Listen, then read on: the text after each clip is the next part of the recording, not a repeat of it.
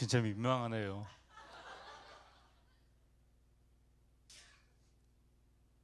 제가 오늘 너무 이렇게 감동이 없을까봐 이게 한 명 한 명 다 이렇게 아이고, 어, 섭외 놨어요. 한 명 한 명 섭외 놓고 제가 이렇게 눈길 마주치면 울라고 이렇게 딱 얘기해 놨는데, 어, 우리 파워스톰 친구들 저렇게 응원해 주셔서 너무 감사합니다. 에, 사실 이제 저 주성수입니다. 네. 사실 걱정이 많았습니다. 제가 오늘 이제 영어 설교 이따 말씀하시겠지만 성공을 맛본 자가 성공을 했던 사람이 이야기하는 쉼에 대한 이야기인데 뭐 제가 성공을 한 적도 없고 그리고 뭐 이렇게 특별히 쉰 적도 없고 그래서 어떻게 이걸 이야기를 해야 되나 고민을 했습니다. 더군다나 이제 앞서 위트니스를 하셨던 두 분께서 성악가로서 또 영화 감독으로서 이제 자신을 사용하시는 하나님을 증거했으니까 저 또한 제가 받은 달란트 디자인으로서 저를 사용하시는 하나님을 증거하는 시간을 갖고자 합니다. 그래서 오늘 이렇게 옷도 멋있게 입고 왔어요. 디자이너답게. 장기영 감독이 위트니스 이후에 천만 감독이 됐으니까 저에게도 그런 축복이 있으리라 생각하면서 먼저 제가 인생에서 가장 잘한 일 세 가지를 먼저 말씀을 드리고자 합니다. 뭐 아내와 만난 거, 결혼한 거, 사랑한 거 이런 디폴트 값은 빼고 말씀을 드리겠습니다. 첫 번째는 저희는 홈스쿨링을 했습니다. 그러니까 저희 아들이 초등학교 5학년 때부터 홈스쿨링을 했는데 저희가 특별히 철학이 있어서 한 것은 아니고 중학교 때 이제 대안학교를 가고자 했습니다. 그런데 대부분 우리 파워스톰에도 지금 대안학교 다니는 친구들이 많이 있는데 지방에 있고 기숙생활을 하다 보니까 한 6학년 1년 동안은 함께 우리랑 같이 있자. 어차피 떨어지니까 이런 생각으로 시작하게 되었습니다. 근데 이제 뭐 제가 스쿨의 역할은 전혀 못하고 그냥 홈스테이의 역할만 했습니다. 그 이후에 아들은 이제 제도권에서 이제 국영수를 배우는 것이 아니라 길 위에서 사람을 만나고 공부하다 보니까 자연스럽게 그냥 대안학교도 안 가게 됐습니다.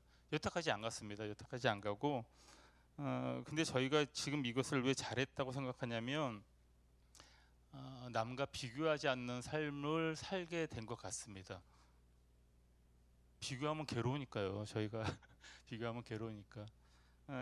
대부분 이제 학교를 안 가니까 이제 성적을 비교할 것도 없고 그리고 학원을 안 가니까 비싼 학원가로 이사를 안 가도 되고 경쟁사회에서 좋게 말하면 경쟁사회를 초월하게 되었고 현실적으로 말하면 뭐 경쟁사회에 들어가지도 못하게 된 거죠. 그래도 좋은 것은 우리가 이제 10대의 욕망을 참고 견디면 20대에 이제 성취를 하고 평생에 이제 안락을 누릴 것이다. 이런 지금 시대에서 말하는 것들에 대해서 저희는 그거를 지금은 이제 상상을 못하니까 아예 가상의 미래 말고 지금의 문제에 더 집중할 수 있고 지금을 살 수 있게 된 것 같다는 생각이 듭니다. 물론 불안하죠. 이거는 사실 저희가 뭐 자랑으로 말씀드리는 것도 아니고 그냥 지금 저희가 잘했다고 생각하는 거지만 이 땅에서 대학도 안 나서 어떻게 살 것인가 뭐 이런 걱정도 있고 그리고 뭐 부모가 유명하거나 능력 있는 자들도 아니고 원래 제가 뭐 재산을 저도 이제 막 그 재산 때문에 싸우는 저희 주위에 막 이렇게 형제들을 보면 진짜 싸우고 싶더라고요. 저도. 근데 저희 부모님이 그런 싸울 기회를 안 주셔서 형제간의 우애가 너무 좋습니다. 제가 파워스톰 교사인데 맨날 우리 중고등부 친구들한테 학원 안 가도 된다고 공부 안 해도 된다고 교회만 나오면 된다고 이래갖고 이제 파워스톰 부모님들이 되게 불안해 하시지만 또 저 같은 교사만 있는 게 아니라 저희 잉글리시 스터디 있는 거 아시죠? 방과후 수업 이런 파워스톰입니다. 열심히 열심히 보내주시기 바랍니다. 두 번째는 제가 40대 중반에 대학원을 간 것입니다. 그러니까 30대 중반부터 제가 개인 디자인 스튜디오를 했었는데 저는 이제 스스로 열심히 했고 스스로 또 잘한다고 생각했던 것 같아요. 근데 열심만으로 나의 방향을 주장하는 것이 맞는가 이런 거에 대한 좀 고민이 생겼어요. 그래서 내가 하고 있는 게 맞는가, 그리고 약간 불안함 이런 것도 있었고, 당연히 뭐 학벌 컴플렉스도 있었고 또 인맥에 대한 추구도 있었습니다. 근데 결론은 전체 5학기 중에서 3학기까지 수업을 듣고 내가 하고 있었던 방향이 틀리지 않았음을 확인하고 그냥 휴학을 했습니다. 그리고 나서는 조금 이따 말씀을 드리도록 할게요.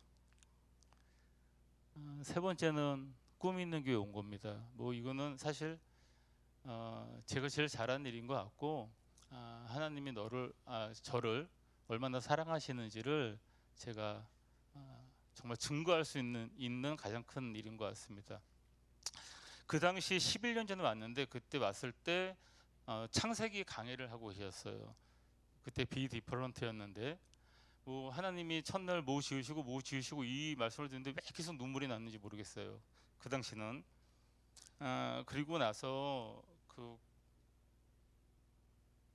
제가 와서 얼마 안 있다가 더월 프로젝트가 있었고, 7대 탐욕을 주제로 해서 우리 게스 팀들이 정말 너무 멋있게 진행해준 더월 프로젝트가 있었고, 그거를 보면서 이 교회는 본질에 대한 이야기를 하는 교회구나라고 생각을 했습니다.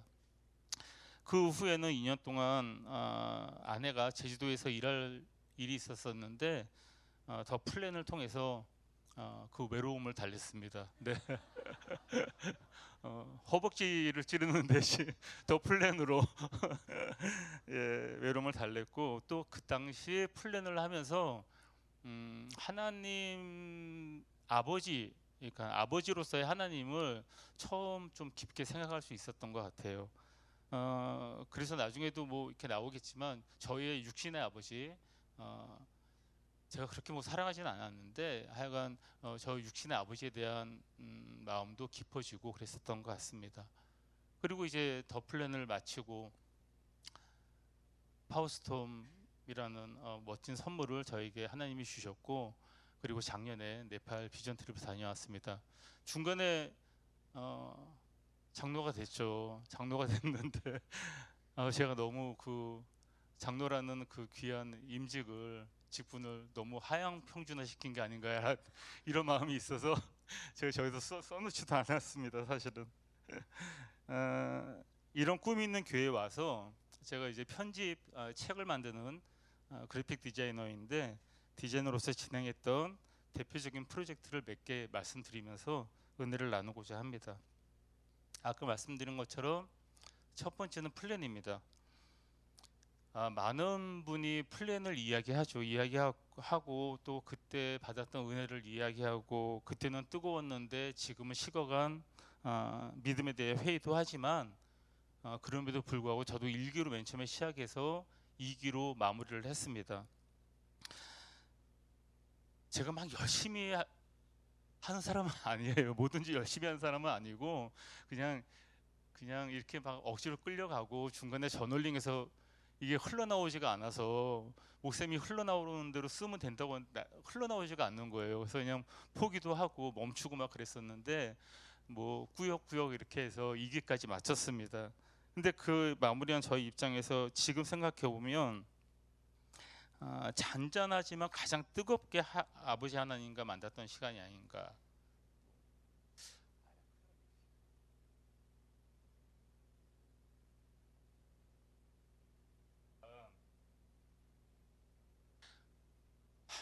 심호흡을 하고, 아니 이게 이게 제가 이렇게 눈물이 많아서 올라서 울지 않으려고 했는데, 맨 앞에 찬양이 먼저 뭐 나의 사랑하는 이런 찬양을 먼저 해주셔서 그랬습니다. 예, 이제 그 훈련을 하면서 그 뭐랄까 비어 있었던 내 영혼에 한 방울, 빠르지는 않지만 한 방울 한 방울이 떨어지는 것을 느꼈던 것 같아요. 그리고 어느 날 한 방울이 찰랑찰랑찰랑하는데 마지막에 딱 떨어졌는데 그게 차고 넘쳐서 제가 막 뭔가를 표현하고 싶다 이런 생각이 들었던 것 같습니다. 근데 그 당시는 사실은 몰랐는데 그게 침묵기도의 영향이 아니었나. 침묵기도를 하면서 저를 비워내고 그리고 거기에 비워낸 저에게 하나님이 말씀하셨던 것을 제가 정말 시간이 한참 지난 다음에, 그때는 훈련을 열심히 하니까 막 아침에 20분 침묵기도, 저녁에 20분 침묵기도 이렇게 할 때니, 지금은 그렇게 사실 못합니다. 네, 사실 못하고 뭐 그냥 침묵기도 하다 잠든 적도 많고 그렇게 하는데, 침묵기도의 영향이 시간이 지난 다음에 그걸 깨닫게 된 것 같습니다. 그때 잘 안 보이시죠? 다행히. 그때 돌아가신 아버지에 대한 이야기를 이제 마무리 시로 썼습니다. 뭐 너무 잘 쓴 글이니까요. 저기 꿈책방에 있습니다. 가서 사시기 바랍니다. 첫 번째 그렇게 했고요. 두 번째는 제가 아까 휴학을 했다고 했는데 50대 중반에 논문을 마무리했습니다. 제가 휴학을 하고 말씀을 들으면서 정말 논문을 쓰고 싶다라는 어떤 그런 생각이 들었습니다. 사실 이 논문은 진짜 100% 한 목사님이 막 말씀하시는 거를 제가 그냥 정리한 정도입니다. 정리한 정도이고, 제목은 기독교 케노시스의 관점에서 바라본 공유 디자인의 사례 분석 연구. 좀 어렵죠. 예. 근데 이게 뭐였냐면, 우리 목사님이 가장 말씀 자주 하시는 부청행과 마찬가지로 케노시스라는 단어가 있죠. 그래서 오히려 자기를 비워 종의 형체를 가지사 사람들과 같이 대적고라는 빌립보서 2장 7절 말씀, 하나님의 비움에 대한 말씀을 들으면서 제가 계속 뭔가 정리하고 싶은, 근데 이게 디자이너로서의 뭔가 정리하고 싶은 마음이 생겼습니다. 그래서 제가 생각했던 건, 모든 디자이너들이 이렇게 뭐 이게 좋은 거예요 하고 이렇게 강요를 하는 경우가 많잖아요. 사실은 내가 한 게 맞다고 생각하면서. 근데 모든 디자이너는 겸손해야 하는 것이 아닌가라는 생각을 들었고, 근데 더 나아가 사람은 누구나 겸손해야 한다라는 생각이 들었으며, 거기에 케노시스 비움을 통해서 디자이너가 할 수 있는 것은 공유 디자인이다, 이런 생각을 했습니다. 짧게 요거 10초만 말씀드릴게요. 그래서 하나님은 자기 부정인, 목사님이 말씀하셔 주셔서 아실 거예요. 그 자기 부정이죠, 케노시스. 자기 부정을 통해서 비움을 하심으로써 인간을 구원에 이르게 했는데, 디자이너들은 권리, 그러니까 카피라이트이 아니라 카피레프트를 통해서 자기가 한 디자인을 공유해서 서로가 상생할 수 있게 한다, 이런 논문을 쓰게 됐습니다. 뭐 잘 쓴 논문이었습니다. 제 생각, 이거 제 생각입니다. 주관적으로 잘 쓴 논문이었습니다. 세 번째는 21년도에 했던 겁니다. 21년도에 제가 디자인했었던 작가들의 도록을 모아서 전시를 했습니다. 20년 논문을 마무리하고 사실 이 전시는 좀 한 달 동안 되게 좀 큰 곳에서 했어요. 근데 이게 제가, 이건 겸손이 아니라 제가 그렇게 할 수 있는 능력이 있는 사람도 아니고 또 그런 욕망도 없는 사람인데, 이 전시를 하면서 가장 감사했던 게 뭐냐면, 저한테 주신 달란트로 여기까지 내가 해왔구나, 이게 너무 감사했습니다. 전시를 시작하기 전날에 목사님을 모시고 이제 함께 예배를 드렸는데, 지금까지 디자인이라는 도구를 통해서 나를 다듬고 성장시킨 하나님의 은혜가 정말 주마등처럼 많이 지나갔습니다. 그래서 그때도 또 울었던 것 같아요. 네. 2022년도 딱 1년 지난 다음에, 그러니까 제가 침묵 기도하고 플랜을 하고 나서 좀 시간이 흐른 뒤에 계속 뭔가를 이렇게 막 하고 싶다라는, 저 계획에도 정말 없었습니다. 근데 이게 뭔가 만들어내고 싶다라는 생각이 들었던 것 같아요. 각기 다른 직업을 가진 사람들이 자신이 좋아하는 도시를 주제로 찍은 사진인데, 뭐 예를 들면 건축가가 찍은 북해도, 셰프가 찍은 시칠리, 목사가 찍은 제주도, 여기서 말하는 목사는 하정환 목사님이 찍은 제주도입니다.